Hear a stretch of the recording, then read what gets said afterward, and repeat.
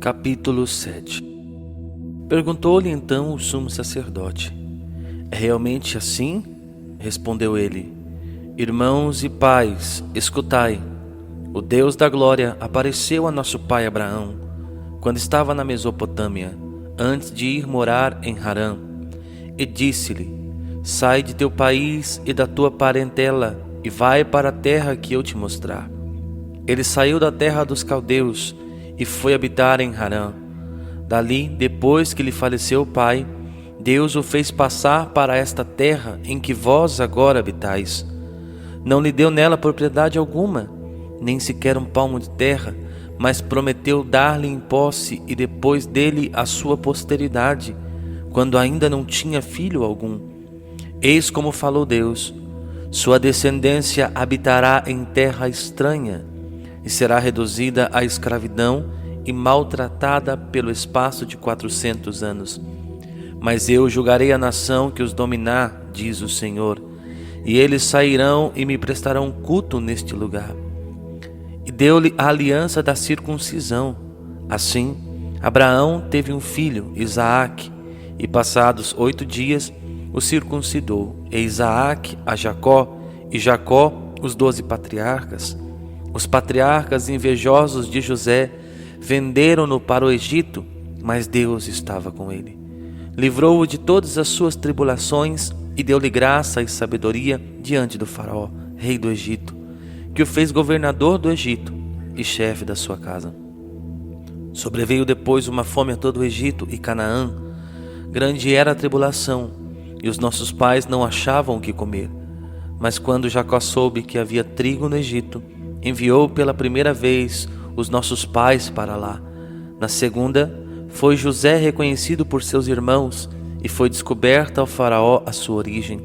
Enviando mensageiros, José mandou vir seu pai Jacó com toda a sua família, que constava de 75 pessoas. Jacó desceu ao Egito e morreu ali, como também nossos pais. Seus corpos foram transladados para Siquém e foram postos no sepulcro que Abraão tinha comprado, a peso de dinheiro dos filhos de Emor de Siquém. Aproximava-se o tempo em que devia realizar-se a promessa que Deus havia jurado a Abraão. O povo cresceu e se multiplicou no Egito, até que se levantou outro rei no Egito, o qual nada sabia de José. Este rei, usando de astúcia contra a nossa raça, maltratou nossos pais e obrigou-os a enjeitarem seus filhos para privá-los da vida. Por esse mesmo tempo, nasceu Moisés. Era belo aos olhos de Deus e por 3 meses foi criado na casa paterna. Depois, quando foi exposto, a filha do faraó o recolheu e o criou como seu próprio filho. Moisés foi instruído em todas as ciências dos egípcios e tornou-se forte em palavras e obras. Quando completou 40 anos, veio-lhe à mente visitar seus irmãos, os filhos de Israel. Viu que um deles era maltratado, tomou-lhe a defesa e vingou o que padecia a injúria, matando o egípcio. Ele esperava que os seus irmãos compreendessem que Deus se servia de sua mão para livrá-los, mas não o entenderam. No dia seguinte, 2 dentre eles brigavam, e ele procurou reconciliá-los. Amigos, disse ele, sois irmãos, por que vos maltratais um ao outro? Mas o que maltratava seu compatriota o repeliu. Quem te constituiu chefe ou juiz sobre nós? Porventura, queres tu matar-me como ontem mataste o egípcio? A estas palavras, Moisés fugiu e esteve como estrangeiro na terra de Madiã, onde teve 2 filhos. Passados 40 anos, apareceu-lhe no deserto do monte Sinai um anjo, na chama de uma sarça ardente. Moisés, admirado de uma tal visão, aproximou-se para a examinar, e a voz do Senhor lhe falou: Eu sou o Deus de teus pais, o Deus de Abraão, de Isaque e de Jacó. Moisés, atemorizado, não ousava levantar os olhos. O Senhor lhe disse: Tira o teu calçado, porque o lugar onde estás é uma terra santa. Considerei a aflição do meu povo no Egito, ouvi os seus gemidos e desci para livrá-los. Vem, pois, agora, e eu te enviarei ao Egito. Este Moisés, que desprezaram, dizendo: Quem te constituiu chefe ou juiz? A este Deus enviou como chefe e libertador pela mão do anjo que lhe apareceu na sarça.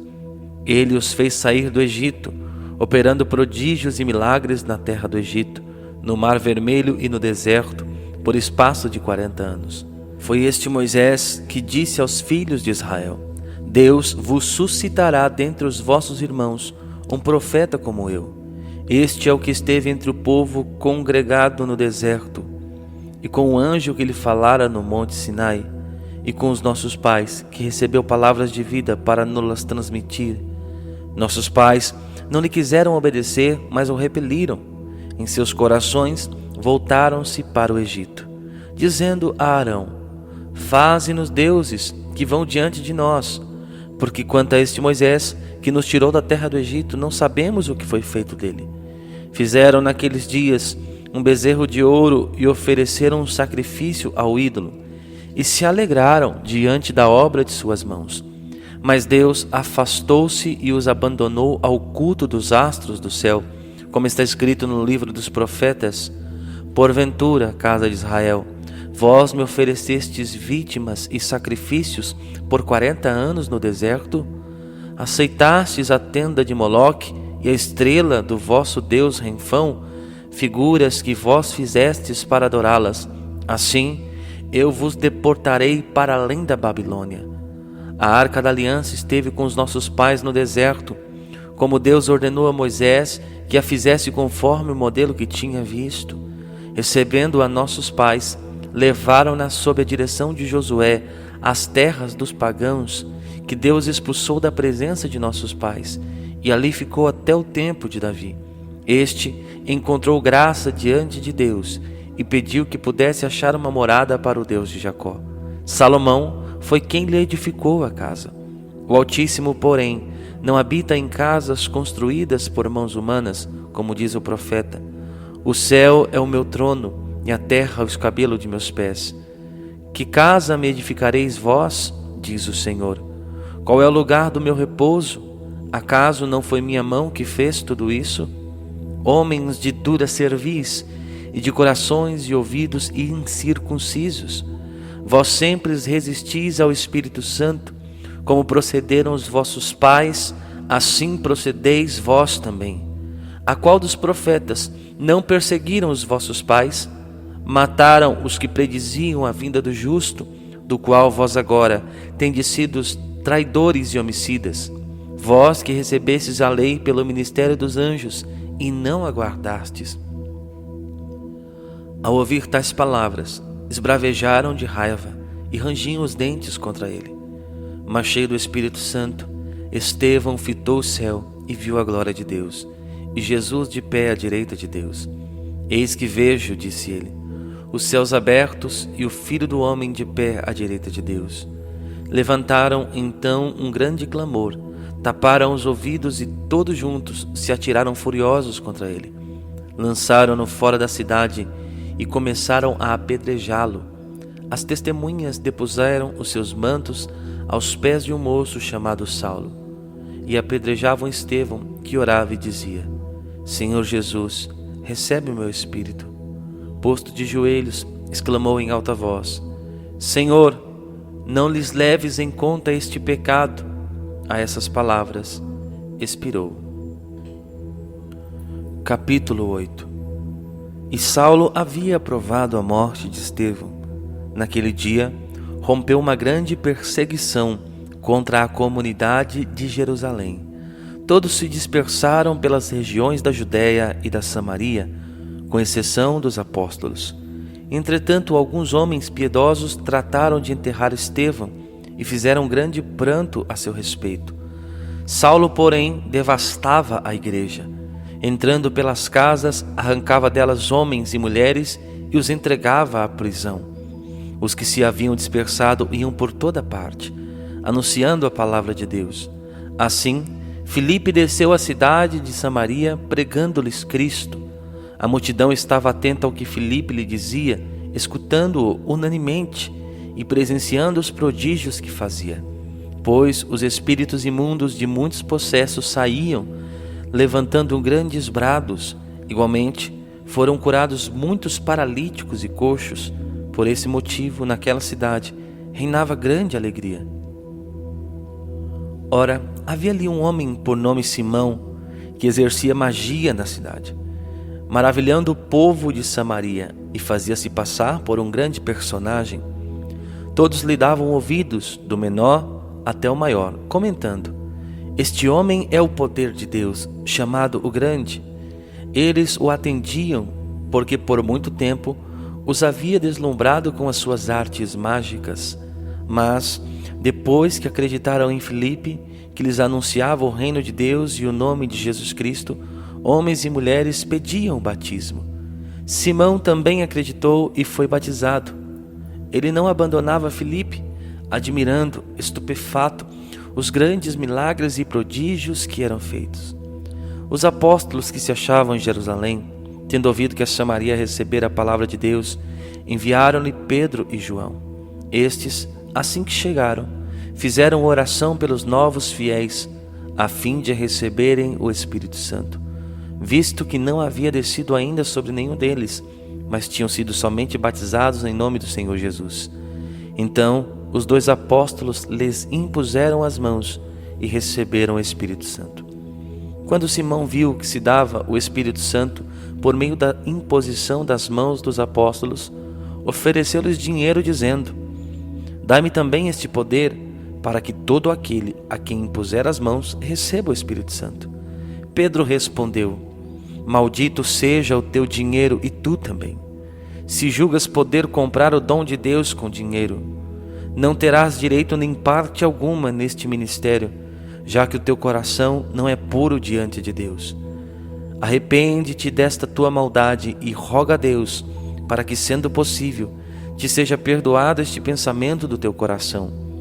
Pois estou a ver-te no fel da amargura e nos laços da iniquidade.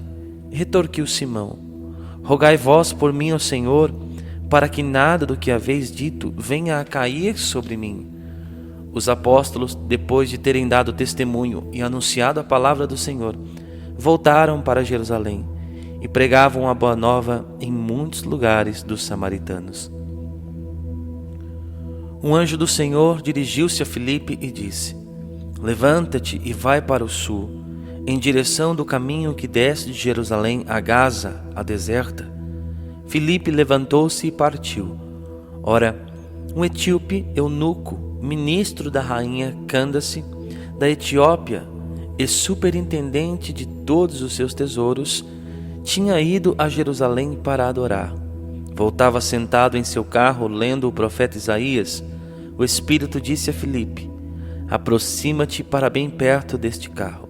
Filipe aproximou-se e ouviu que o eunuco lia o profeta Isaías e perguntou-lhe: porventura, entendes o que estás lendo?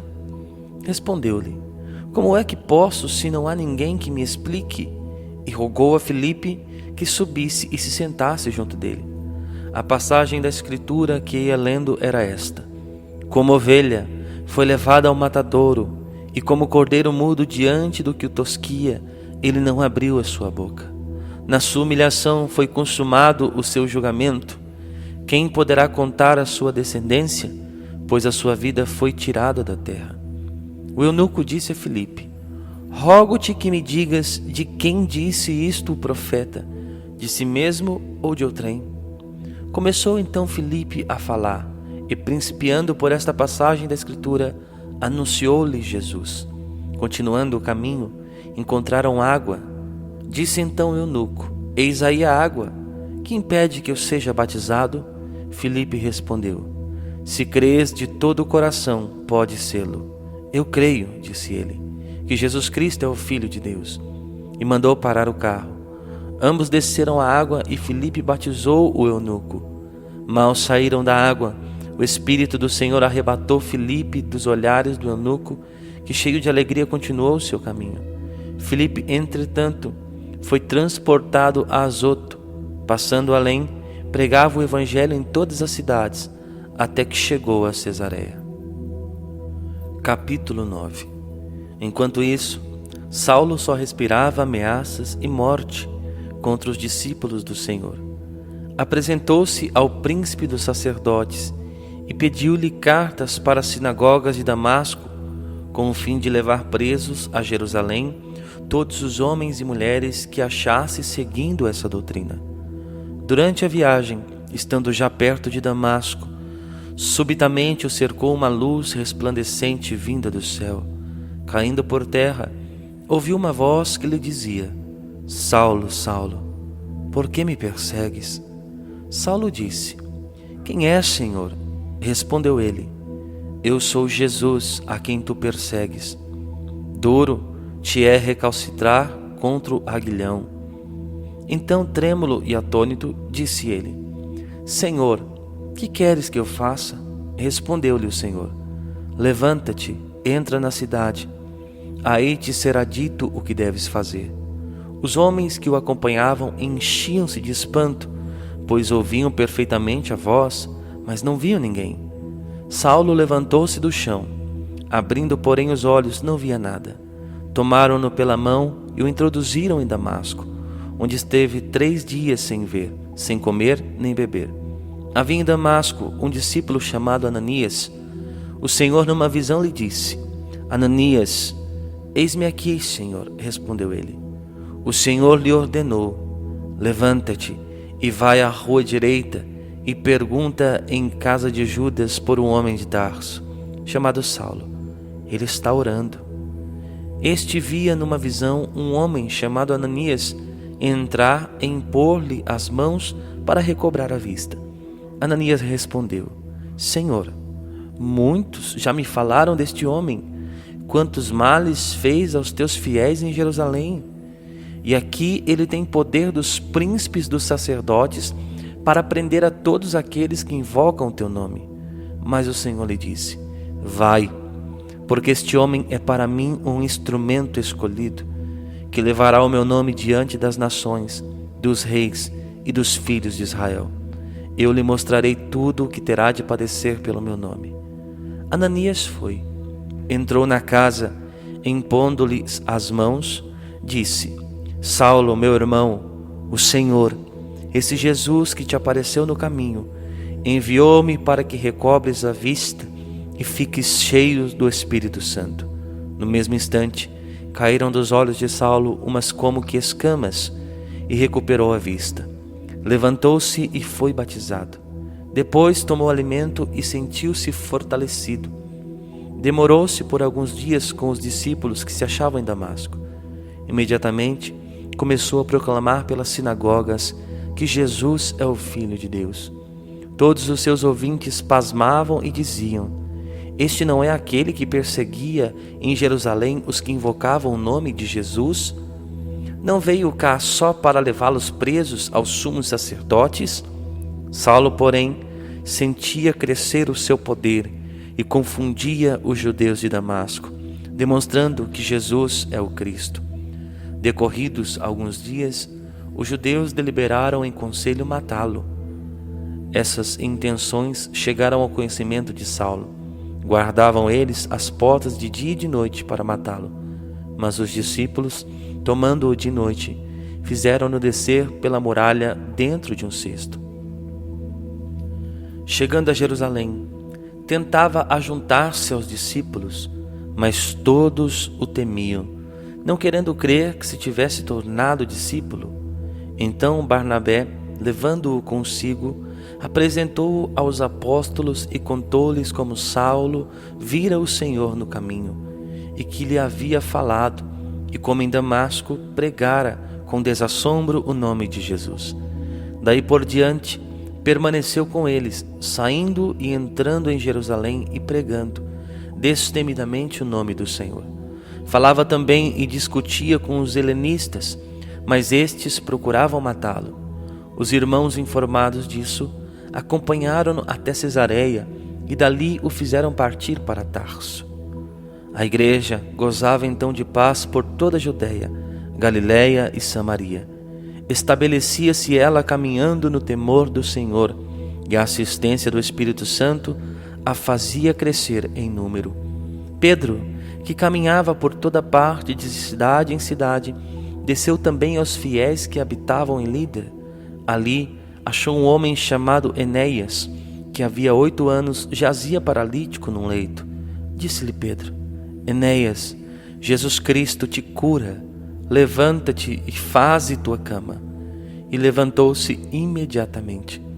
Viram-no todos os que habitavam em Lida e em Sarona, e converteram-se ao Senhor.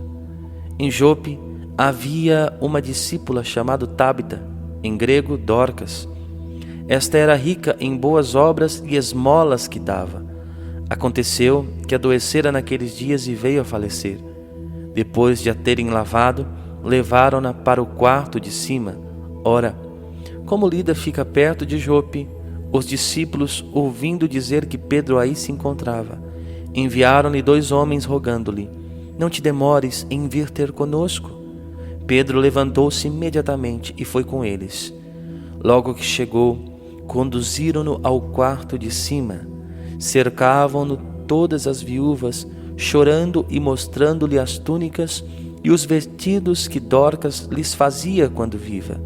Então, tendo feito todos saírem, pôs-se de joelhos e orou.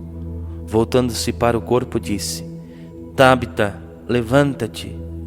Ela abriu os olhos e, vendo Pedro, sentou-se. Ele a fez levantar-se, estendendo-lhe a mão. Chamando os irmãos e as viúvas, entregou-la viva. Esse fato espalhou-se por toda Jope, e muitos creram no Senhor. Pedro permaneceu ainda muitos dias em Jope, em casa de um curtidor chamado Simão.